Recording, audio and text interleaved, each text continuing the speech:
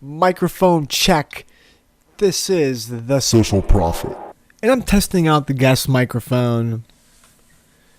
You know, trying to figure out if I sit back, how much better it will be. But now I'm up close. Is that too loud?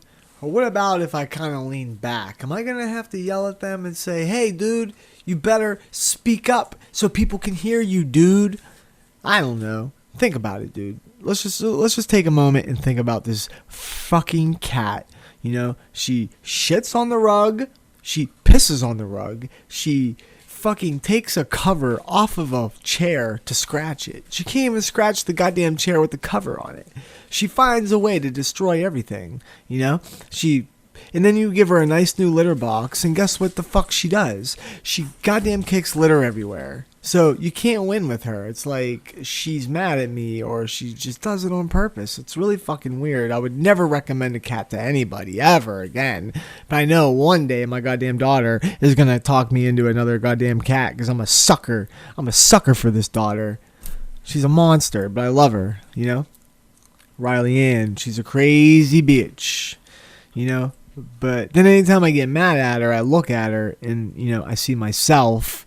So I'm like, damn, that's what I do, you know? But it's scary because I'm like, damn, that's what I do. But she's really young, you know?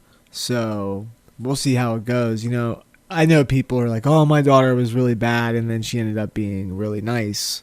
So it could go either way. She might be like, oh, man, remember when Riley was young and we were like, she was so bad. Thank God she really ended up more like Kirby, you know? But, I mean, Kirby has her faults too. I mean, it's not like if she ended up Kirby, it could be a whole chain of events to a whole nother thing, you know?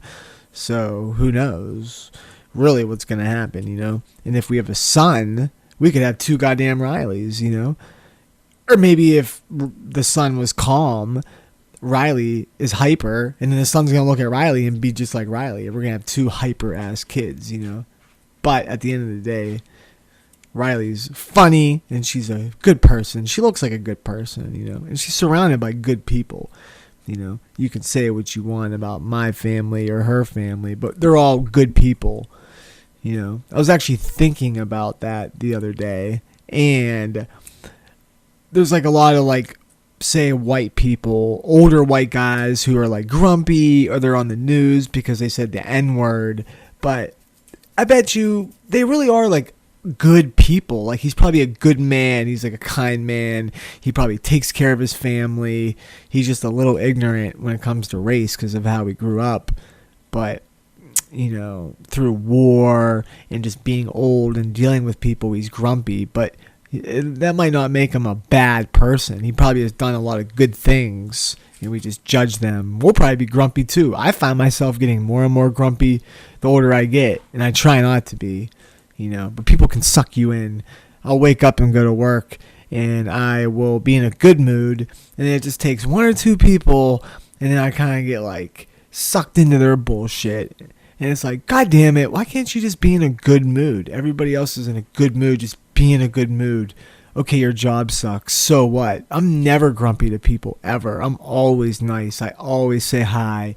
I always just smile. I like to make people feel better. When I walk into their stupid, shitty, cold, boring, fluorescent light office, I'm like, hey, good morning. I'll be like, happy Tuesday. You know, it's like a Tuesday. Who gives a shit about Tuesday? But I'm like, happy Tuesday. They're like, oh, hey, Jason. Hey, how you doing? And then, like, I show them pictures, and I spark up a little conversation. And then everybody's in a good mood, you know? It's like, yay, Jason's here. Talk, talk, talk. Pictures. Oh, Riley's so cute. It's a nice day out. Can't wait for the weekend. And I leave, and they probably go right back to their bullshit. But I just don't know why people can't just keep that same energy. That's what Luke's always talking about. Like, it's really not that hard for all of us to get along. Like, Luke is nice to people all day long. Like, why can't we all just be nice to people all day long? It's really not that hard, you know? But for some people it is. And sometimes I just want to stop them and be like, why the fuck are you such a dick? Like, why? Why are you such a dick? Why can't you just be cool? But then for all we know, maybe his dad just died. His wife just died. He has cancer. His dog just died. He's just had a bad day. So he's a good, nice guy who just had a bad day. You call him at that one moment. and maybe there's just so many people that we're just catching them at the bad moment. So, that's about 5 minutes of thought in my brown poop van truck. That's the shit that goes through my head. I'm a tortured man. I'm a tortured soul. But I keep moving on, I figure it out. I feel pretty good overall. I feel happy. I feel lucky. I feel grateful.